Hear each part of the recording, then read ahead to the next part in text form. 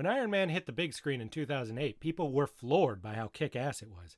There'd been a lot of duds out of Marvel recently, like Elektra and Fantastic Four: Rise of the Silver Surfer, so many viewers didn't really expect this movie to be that much different from those. But Tony Stark was cool, badass, and interesting even before he put on the Iron Man armor. So Iron Man was a huge hit, and audiences left the theater satisfied with a new character and movie to love.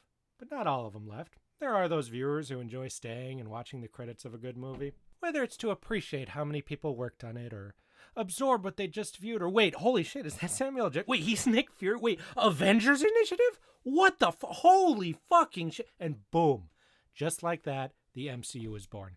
Now you knew this wasn't just a one-off movie or self-contained Iron Man universe, like previous superhero adaptations had been. There'd been a number of post-credit scenes in the past, but Iron Man's post-credit scene was a fucking mission statement that they wanted to take this movie and build it into a shared superhero cinematic universe. They'd planted a seed of what they were really envisioning, and they'd hidden it in a place where only the biggest nerds would bother to wait and see it. When everyone else started hearing about this, it was exciting for them because it felt like they'd missed a whole important piece of the movie. If they'd shoved that sequence at the end of the movie, it would have felt mundane. Hiding it made it feel special, and it made people who saw it feel like they were on the ground floor of something big. It made casual audiences start to imagine what the hell an Avengers could even mean, and it made comic fans geek the fuck out at the idea of actually seeing the Avengers together on the big screen. It was a brilliant move, and now viewers knew that if they stayed to the end, they might get a glimpse of something else cool hidden there behind the credits. So Marvel Studios kept using it in subsequent films to keep hyping people up for what was coming. Tony Stark meeting up with General Ross at the end of Incredible Hulk reiterated to viewers that everything coming out was going to be building towards Avengers, and that to get the whole story, you'd have to watch it all. And after that, it was full steam ahead towards their goal, and every post-credit scene formed a line, going directly from one film to the next to keep that hype train going. Iron Man 2's post-credit scene gave us a glimpse of Thor's hammer to blend Thor and Asgard into the universe. Thor's post-credit scene shows us the Tesseract Cosmic Cube, which leads to Captain America and lets us know how things are going to be connected to that movie. And of course, at the end of Captain America, it's all out on the hype for Avengers finally arriving, with Nick Fury reaching out to Cap in the modern day. Each of these post-credit scenes had a specific purpose of both hyping up the next movie and letting viewers know how these different characters were connected to the world. And they each gave a glimpse of what you were already excited to see without giving too much away. These little snippets of what was to come contributed to the hype that made Marvel's The Avengers a huge hit. When all those snippets finally came together and shared the screen in a superhero epic, that finally brought the world of the comics to life like never before. And after the excitement of Avengers, the credits start to roll. Just as audiences are starting to relax and talk, the movie starts up again, and we get a mid-credits scene where Thanos is revealed as the true threat behind Loki, and what would become known as the Infinity Saga was launched. Excitement was at an all-time high, and so much of it was due to these quick little scenes. And after all this excitement, they knew fans needed a little breather, so they brilliantly subverted the post-credit scene hype trope with the famous shawarma scene and gave you a moment to chuckle and relax. Back when subversion was still cool instead of lame and mean-spirited, of course. After years of using post-credit scenes masterfully to hype up and connect the MCU, here's where things started to lose focus a bit. For our first post-Avengers movie, we got Iron Man 3, the biggest character in the MCU, and one whose previous post-credit scenes set up both Thor and the Avengers. And what do they do at that pivotal moment? It's a joke. Banner falls asleep while Tony is talking about things. That was the payoff to them leaving together at the end of Avengers. Yeah, I chuckled lightly when I first saw it, but it made the characters crossing over feel cheap and meaningless. But whatever. Iron Man 3 didn't really care about the wider MCU. It just wanted to do its own thing and tell a Tony Stark story. Sure.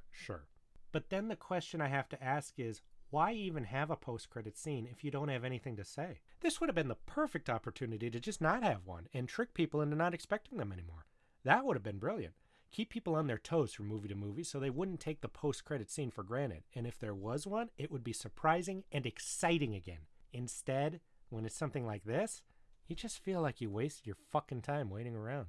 Then we have Thor: The Dark World, where they name-drop the Infinity Stones and use the Collector to create hype for Guardians. But this is where it stops being a post-credit scene and becomes mid-credit scenes. You didn't need to wait and earn those special scenes anymore. They just handed them to you.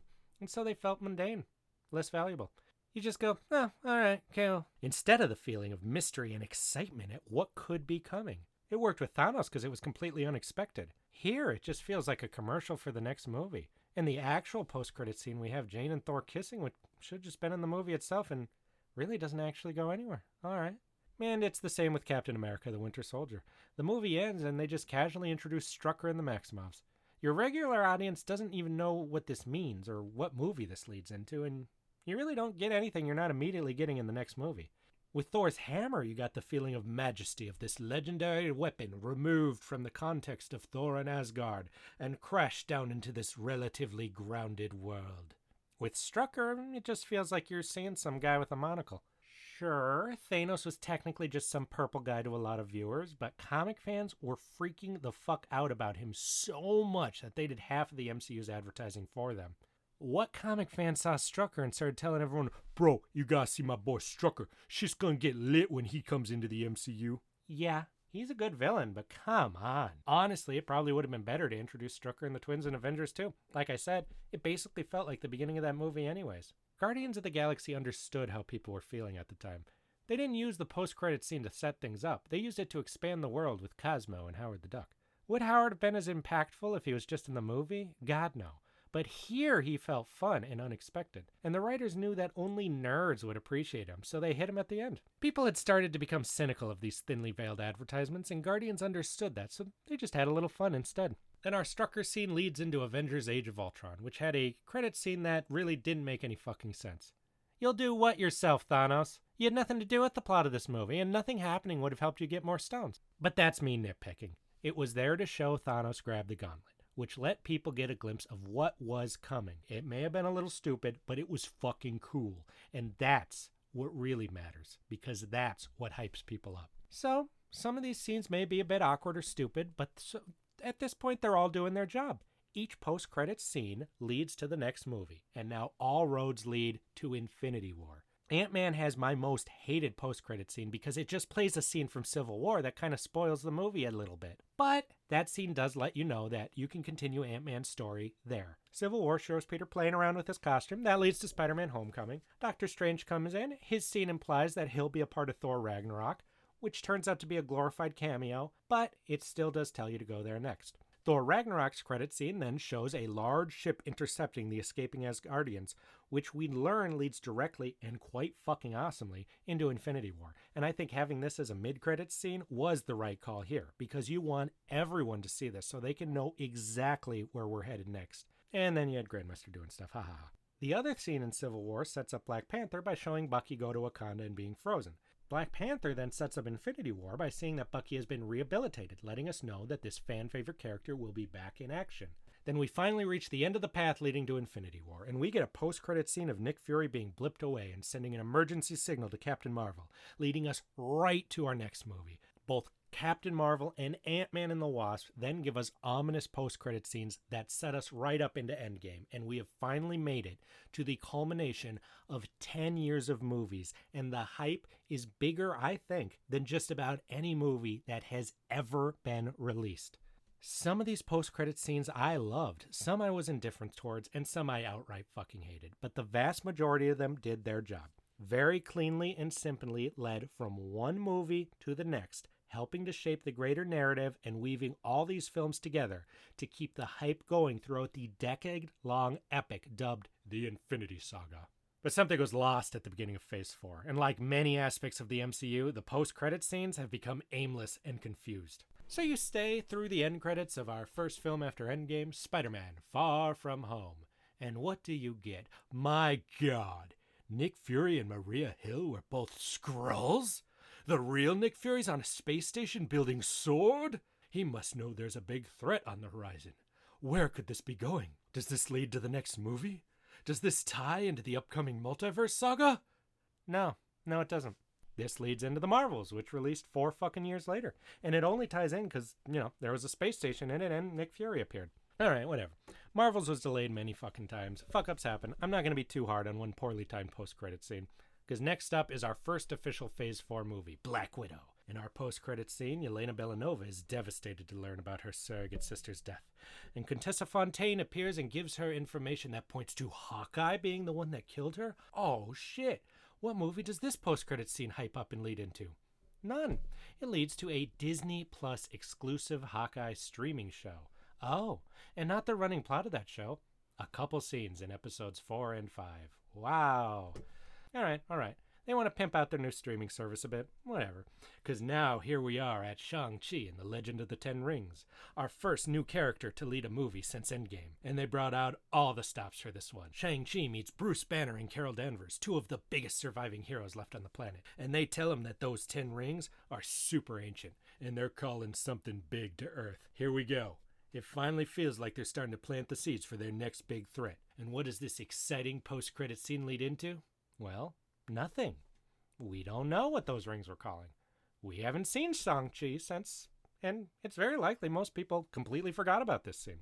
Well, okay, next is Eternals. We get a mid-credit scene where Star Fox appears and is proclaimed Thanos' brother. Now, I personally felt curious and interested when he entered. That's a character I never thought I'd see in the MCU. But as you may have noticed, I'm a fucking nerd. I imagine most regular people just felt confused about why Thanos' brother is some skinny little human guy and then promptly forgot this scene even happened. And that's only those who are willing to wait after sitting through 156 minutes of fucking Eternals. Then we get a post-credit scene where Jon Snow talks to a sword and some voice whispers to him. Now, I know this is Black Knight, and I've read online that this voice was Blade, but regular people have no idea what the fuck is going on here. What is the point of these scenes? They don't drum up interest or intrigue, they're just fucking confusing. But whatever. I personally was still curious to see where the Star Fox thing was going. And the answer is nowhere yet. Noticing a trend?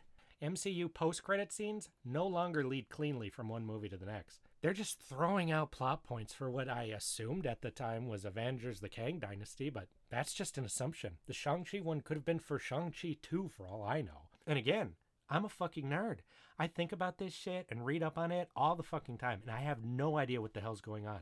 How the fuck is a regular watcher with a real life supposed to follow any of this shit? And with the way the MCU wings it as it goes along, why toss all these plot threads out when you don't even have a script for the next Avengers yet? It doesn't hype anyone up. It just bottlenecks your story to having to wrap all of this stuff up. In Doctor Strange and the Multiverse of Madness, Clea appears and yells something about the multiverse. Another plot thread tossed into the future that hasn't led anywhere yet. Thor Love and Thunder has Hercules stand up as their mid-credits scene. To lead to what? Thor 5? Avengers? I don't know.